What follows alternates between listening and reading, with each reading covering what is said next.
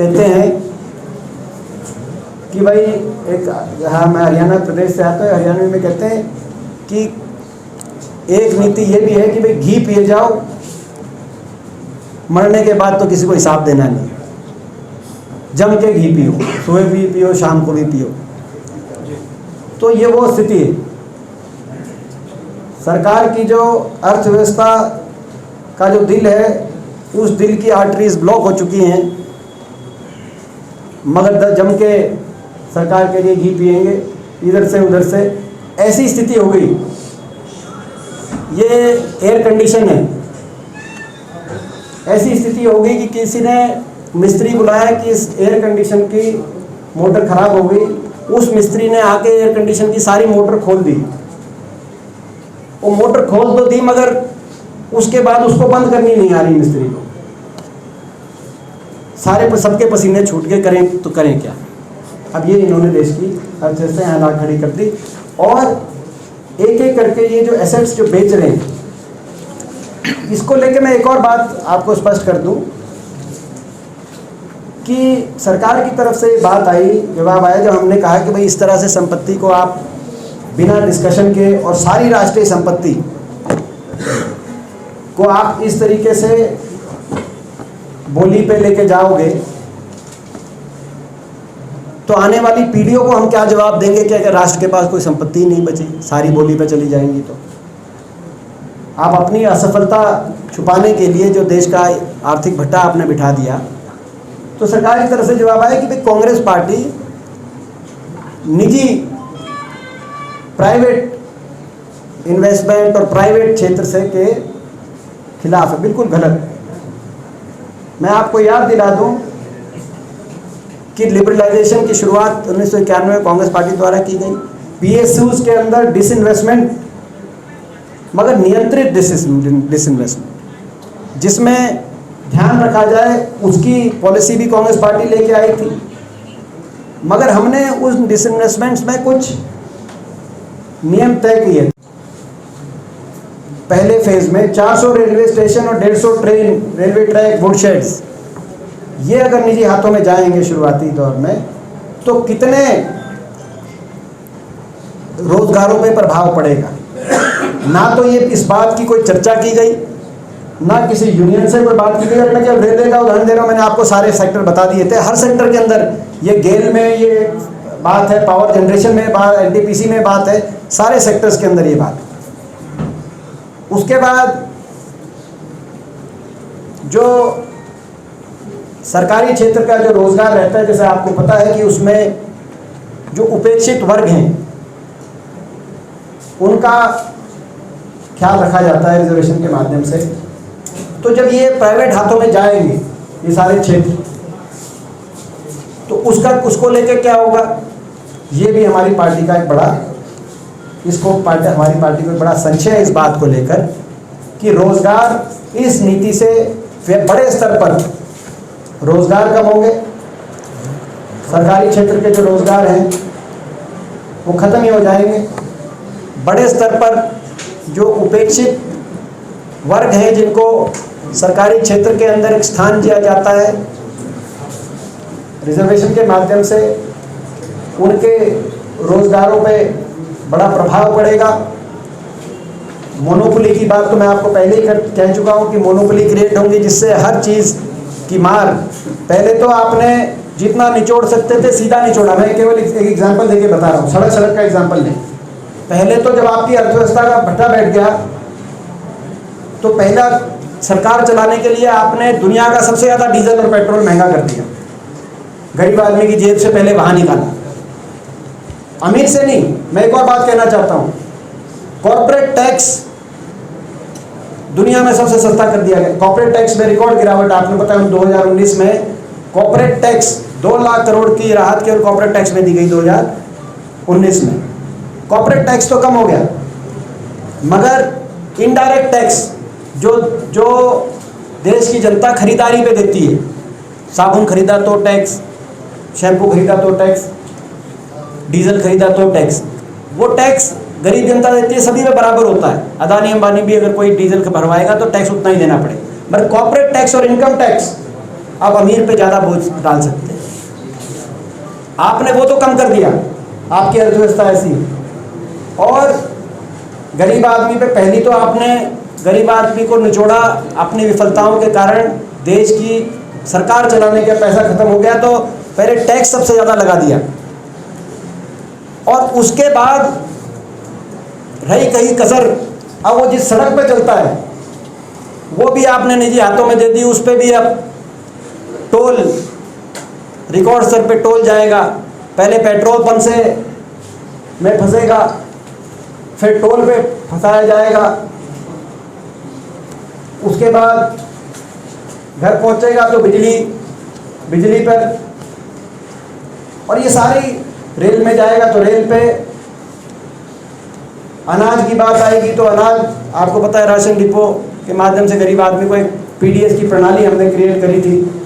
आज पूरी पीडीएस की प्रोक्योरमेंट की प्रणाली, जो किसान बैठे हैं दिल्ली के राजधानी के चारों तरफ, कि बिना किसी समर्थन मूल्य की बाध्यता के प्राइवेट कंपनियां किसान से सस्ते में खरीद सकती हैं। पहले सरकार खरीदती थी न्यूनतम समर्थन मूल्य की। तो चारों कंपोनेंट्स लुढ़ के, चौथा गवर्नमेंट एक्सपेंडिचर। तो गवर्नमेंट एक्सपेंडिचर इन्होंने कहा कि हम करेंगे, मगर डेट लेने की कैपेसिटी और बची नहीं। 91 अर्थव्यवस्था के 91%, इससे ऊपर ग्रीस में 100%, जीडीपी के 100% पे डेट पहुंचा था। आपको याद होगा ग्रीस के अंदर किस तरह से इकोनॉमिक क्राइसिस आ गया, ग्रीस की इकोनॉमी तहस नहस हो। तो जो कर्जा उस स्तर पे पहुंच गया कि आगे कर्ज तो ले नहीं सकते, टैक्सेस आ नहीं रहे क्योंकि लोग बाजार में खरीदारी कर नहीं रहे, क्योंकि लोगों के पास खरीदारी करने की क्षमता ही नहीं बची, और आप लोगों को सीधा कोई राहत देना ही नहीं चाह रहे। तो ऐसे में हमने सवाल पूछा था बजट में, जिसका जवाब तब नहीं मिला था। हमने कहा था मगर पैसा कहाँ से लाएंगे आप, कर्ज और लेंगे तो खतरा। और इसीलिए देश, दुनिया की जितनी भी क्रेडिट रेटिंग एजेंसीज हैं,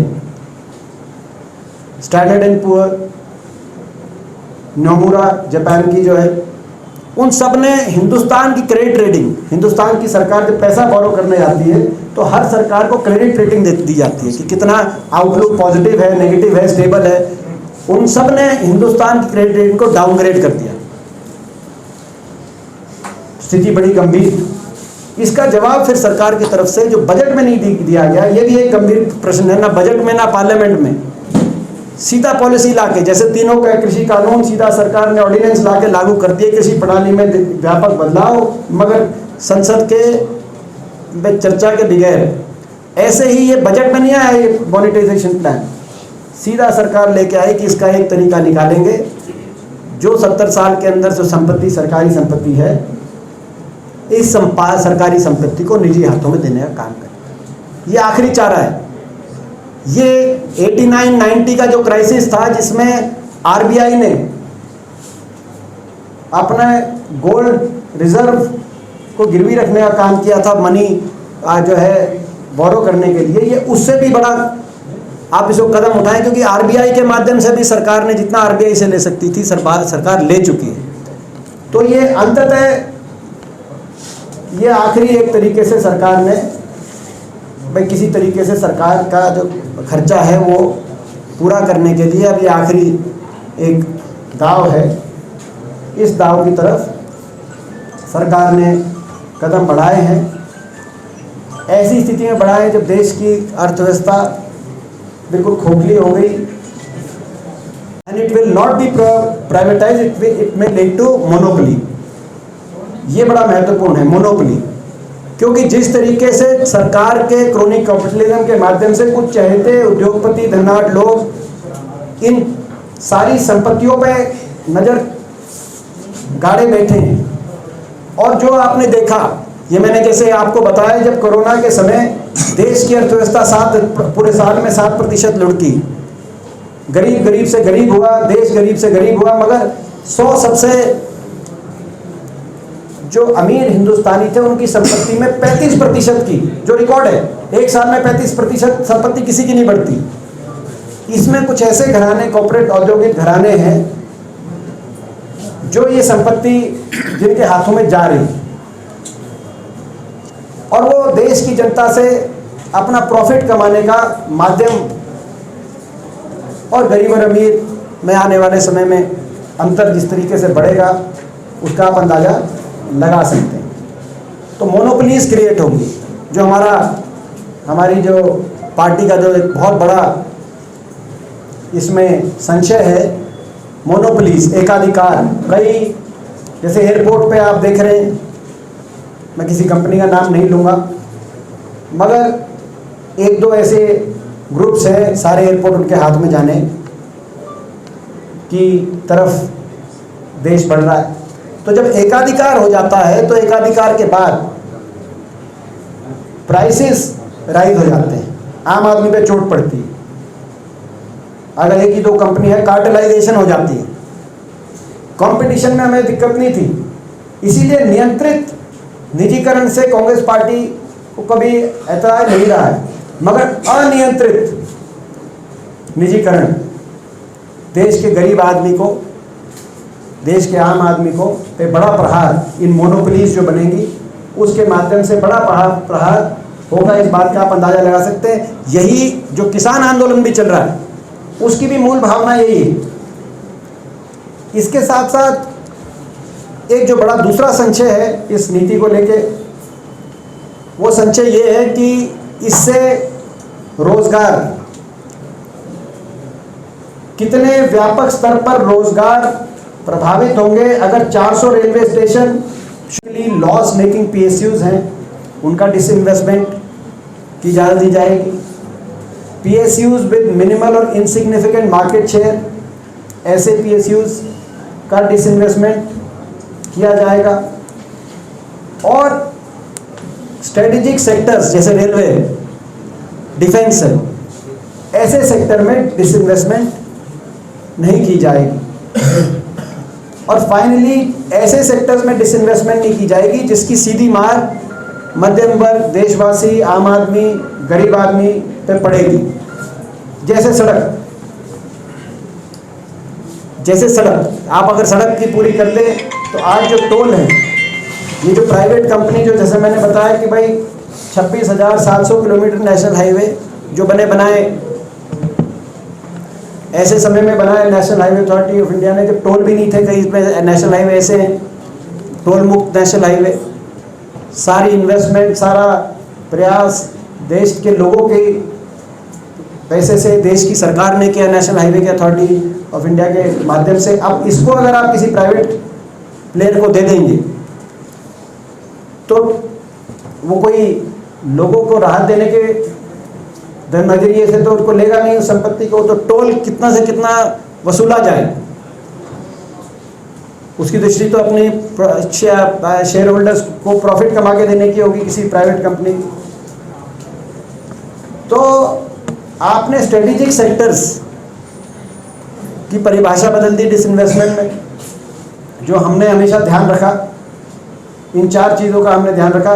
और ये चौथी चीज़, पहले का strategic sectors, chronically loss making PSUs, और तीसरा PSU having minimal market share, जिसका बिल्कुल मिनिमल मार्केट शेयर है उसको भी हमने कहा कि कर सकते हो, मगर जिसमें ज़्यादा मार्केट शेयर है जहाँ जिस पीएसयू का, वहाँ नहीं।